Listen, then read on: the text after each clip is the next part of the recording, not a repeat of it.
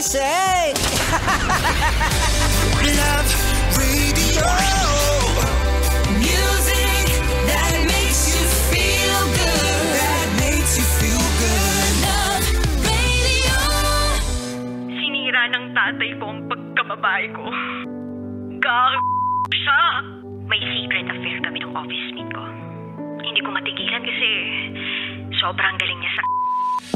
Rocky's Secret Files. Secret Files. It's the kind of bleep you never knew existed. Kunwari inosente pero boy naman pala. Rocky's Secret Files. Secret Files.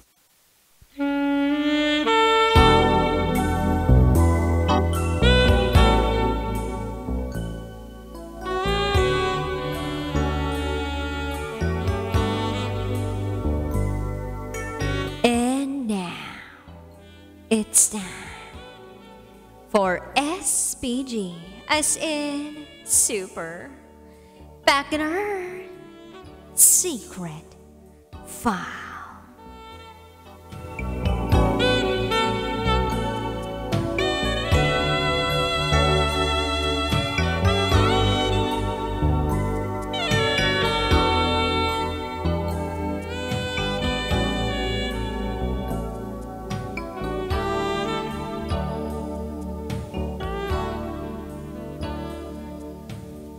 Natakpan ang mukha, pero hindi ang nasa pagitan ng mga hita.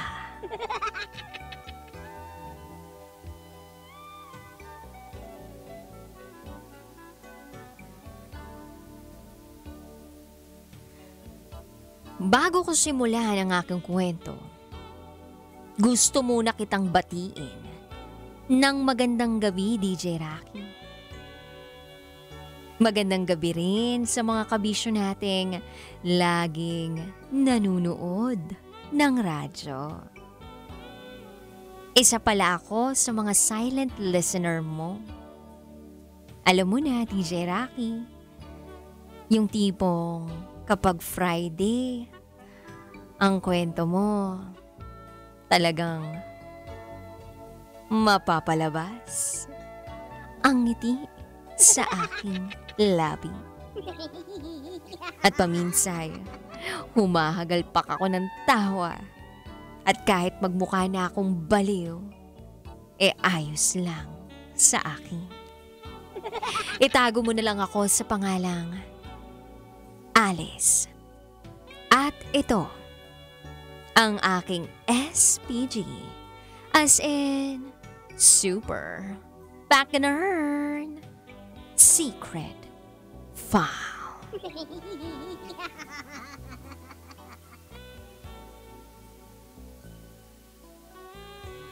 May 6 na taon na ang nakalilipas. Kung hindi ako nagkakamali ng bilang, nangyayari ang malupit na sakuna. Nung panahong yun, ay kasama ko ang pinsan ko na itago natin sa pangalang Malu. Tinatawag ko siyang Ate Malu. Siya ang kasama ko noon. May pinuntahan kaming patay sa kabilang barangay. At yung patay na yon ay kamag-anak namin. At dahil minsan lang kami magkita-kitang magpipinsan, hindi mawawala ang inuman at kwentuhan habang nasa Gedli. May mga nag-Lucky 9, Tong-its, Mahjong, Bingo, Pusoy 2,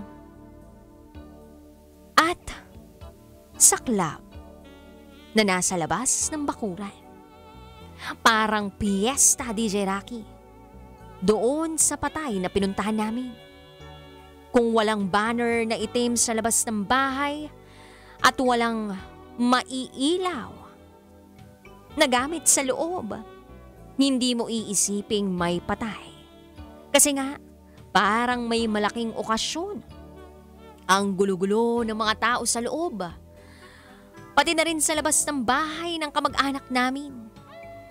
Maraming Marites, Marisol, Maru, at Marisa. Lahat yun, isa lang ang ibig sabihin. Chismosa. By the way, malaki rin ang angkan namin. Kaya kapag may ganung ganap, parang reunion. Doon na lang kasi kami halos nagkikita-kita. Mabalik tayo sa kwento, DJ Rocky. Punta na tayo sa exciting part. Ang daming alak nun, DJ Rocky. Ang daming pulutan. May adobong mani, sisig, crispy ulo, french fries, dynamite, at may street foods din. Naisip ko nga nun, nasa Lamayan ba talaga kami o birthday? Kasi parang birthday lang yung napuntahan namin. Maya-maya, kinakalabit ako ni Ate Malu. Samahan ko raw siya. Jumingle all the way. Sabay kaming tumayo para kahit papano'y eksena kami.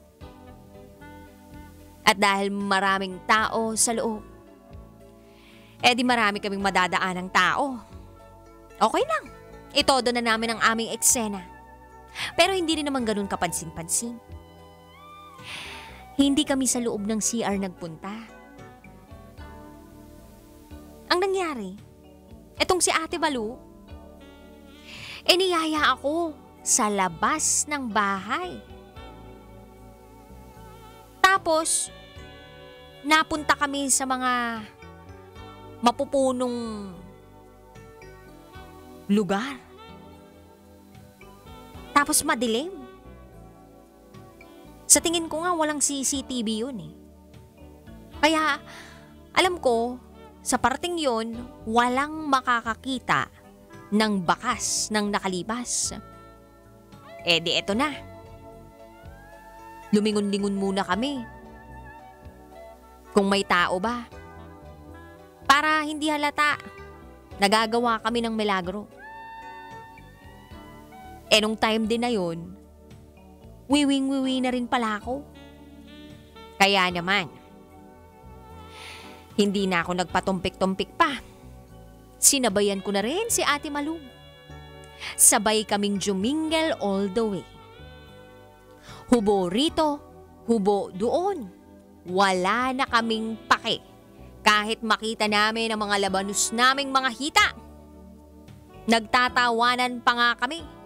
Kasi yung wiwi niya, parang may naiwang bukas na gripo. Sumisirit. At ang lakas ng agos.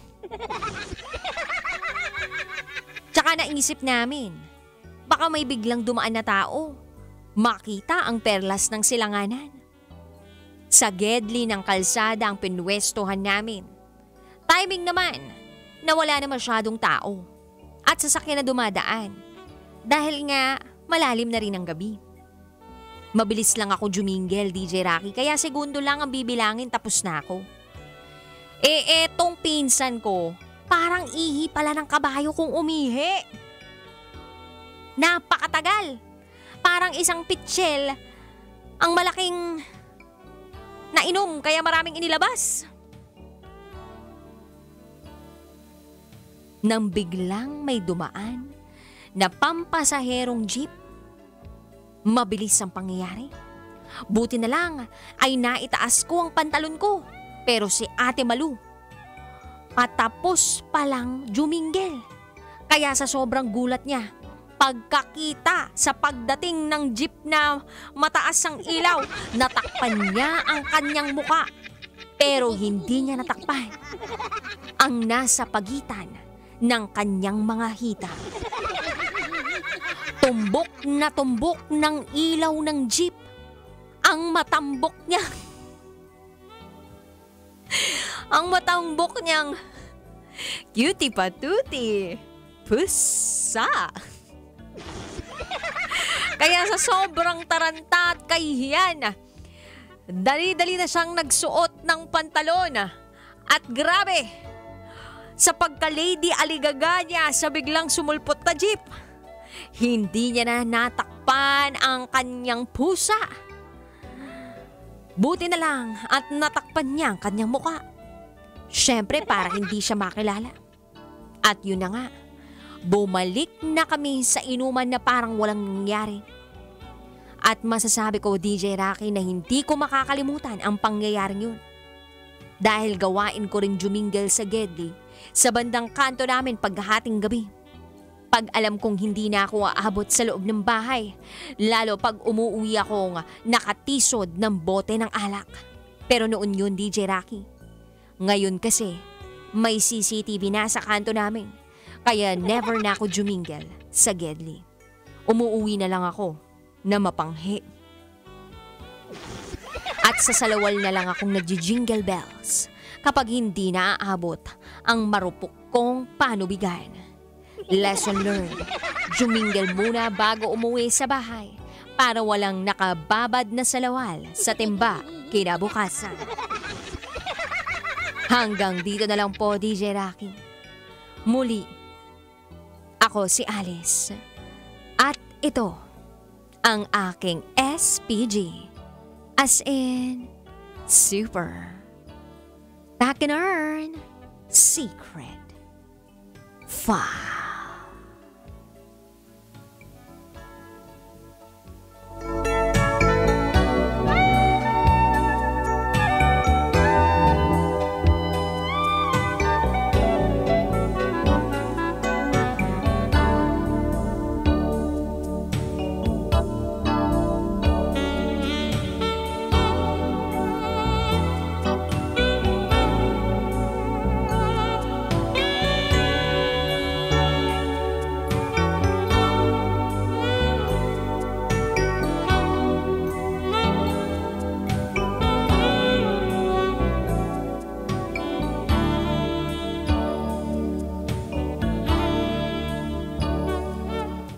That SPG, as in super, back and earn, secret file, was shared to us by Alice.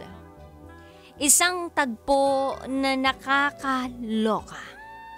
Isang tagpo na nakakahiya.